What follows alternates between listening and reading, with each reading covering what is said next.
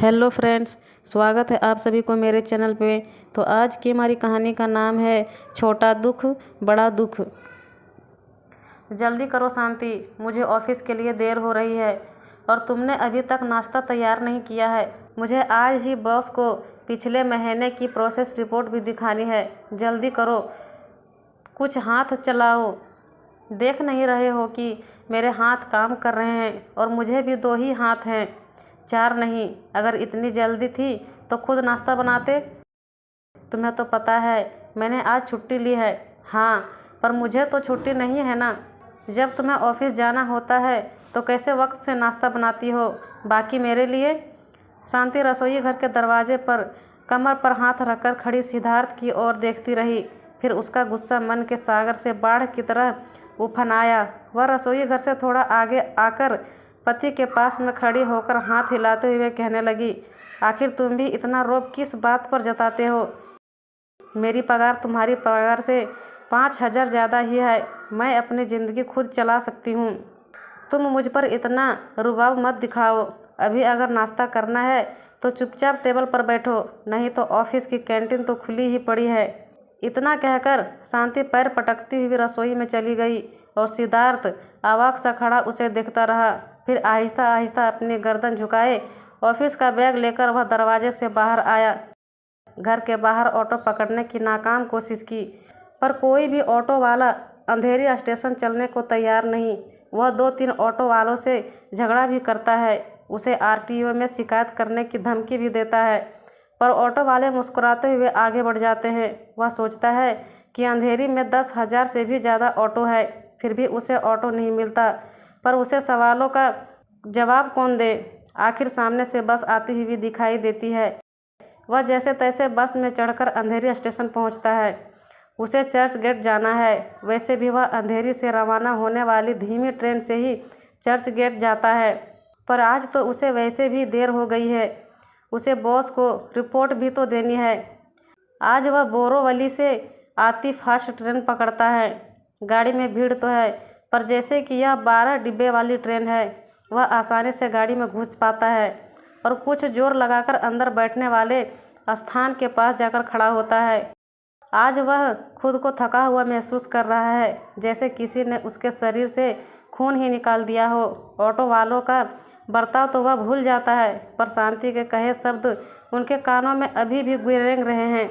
आखिर तुम इतना रोब किस बात पर जताते हो? मेरी पगार तुम्हारी पगार से 5,000 ज़्यादा ही है। मैं अपनी ज़िंदगी खुद चला सकती हूँ। हाँ, अगर उसे अपनी ज़िंदगी खुद चलानी थी तो फिर उसने मुझसे शादी क्यों की? अपनी ज़िंदगी खुद चलाती। शांति सिद्धार्थ से 4 साल बड़ी है, एक ही ऑफिस में काम करते हैं और शांति की पोजीशन भी सिद्धार्थ से ऊंची है और पगार भी ज़्यादा, जिसकी शौखी उसने आज सुबह ही उसने जताई। सिद्धार्थ को वह दिन याद आता है जब वह लंच रूम में उसके साथ खाना खा रहा था और शांति की एक मराठी सहेली ने उससे पूछा, शांति तुम कब अपनी शादी की दावत दोगी? 30 साल की हो गई हो, अभी क्या जोगन बन के रहना है? जोगन बनकर रहने की बात से लंच रूम में ठहाके लगने लगे। शांति खाना छोड़कर बीच में ही बाहर चली गई। उसकी आंखों में उमड़ आए आंसू सिद्धार्थ ने देख लिए थे। उसे लगा था कि वह जाकर शांति से हमदर्दी जताए, पर हिम्मत न जुटा पाया। उस शाम ऑफिस से छूटने के पश्चात जब वह बाहर निकला तो शांति को भी सीढ़ियों से उतरते देखा। वह जैसे ही तेज रफ्तार से सीढ़ियां उतरने लगी, उसका पांव खिसका और वह 4-5 पायदानों से लुढ़कती हुई नीचे गिर पड़ी। उसका पर्स भी कहीं छूट गया और दुपट्टा कहीं गिरा। गनीमत की वह सलवार कमीज पहने हुई थी, अगर साड़ी होती तो जाने क्या होता। शांति को गिरता देखकर सिद्धार्थ लगभग सीढ़ियां छलांगता हुआ नीचे आया और शांति को हाथ देकर उठाने में मदद की। पर्स और दुपट्टा देते हुए पूछा, आपको कहीं चोट तो नहीं आई है? नहीं, कहते हुए शांति ने सिद्धार्थ को थैंक्स कहा और वह आगे बढ़ गई। सिद्धार्थ ने जिस हाथ का सहारा देकर शांति को उठाया था, वह हाथ उस स्पर्श से जैसे गर्म हो गया था। उसके मन मस्तिष्क में मंथन होने लगा। वह किसी अनजान शक्ति के तहत शांति के पीछे तेज कदमों से बढ़ा। उसके सामने खड़े होकर उसकी आंखों में देखते हुए कह बैठा, मिस शांति, मैं आपसे शादी करने के लिए तैयार हूँ। इतना कहकर वह आगे बढ़ा, पर शांति चुपचाप वहीं खड़ी रही। दूसरे दिन वह जैसे ही अपनी ऑफिस की टेबल के पास आया तो वहाँ उसने एक छोटा सफ़ेद लिफाफा पाया। आश्चर्यजनक स्थिति में लिफाफा खोला तो उसमें एक छोटा पत्र में निकला जिस पर लिखा था एस। सिद्धार्थ ने सर ऊपर उठाया तो पाया सामने शांति मुस्कुरा रही थी। वह भी मुस्कुरा उठा। यह 7 साल पहले की बात है। वह बीते हुए कल की यादों से बाहर निकला तो देखा फास्ट गाड़ी दादर स्टेशन पहुंचने वाली है और पास में 2 सीट भी खाली हुई थी। वह बैठ गया तो उसे लगा कि उसकी टांगों के साथ साथ मन को भी राहत मिली है। बैठते हुए उसे मोबाइल की घंटी सुनाई दी। पहले तो उसने समझा कि पास में बैठे आदमी का है, पर जब उसने कहा आपका मोबाइल बज रहा है तो उसने ऑफिस बैग से फ़ोन निकालकर देखा। शांति का फ़ोन था। फ़ोन उठाते ही सिद्धार्थ ने सुना उसका चिल्लाना कि वह फ़ोन क्यों नहीं उठा रहा है, वह उसे 15 बार फ़ोन कर चुकी है वगैरह। सिद्धार्थ पहले ही शांति से नाराज़ था। वह भी चिल्लाकर कह सकता था लेकिन उसे फ़ोन की आवाज़ सुनाई नहीं दी और अगर वह चिल्लाना बंद नहीं करेगी तो वह फ़ोन बंद कर देगा। जैसे ही वह फ़ोन बंद करने ही जा रहा था उसे शांति की सिसकी सुनाई दी। रोते हुए शांति बार बार अपने 5 साल के बेटे गौतम का नाम लेती रही। सिद्धार्थ ने नरमी से रोती हुई शांति से पूछा, शांति शांत हो जाओ और मुझे बताओ कि बात क्या है। गौतम तो स्कूल गया है ना। रोती हुई शांति ने उसे बताया कि टीचर के बुलाने पर वह इस समय स्कूल में ही है। गौतम को तेज बुखार है और वह क्या करे उसे समझ नहीं आ रहा।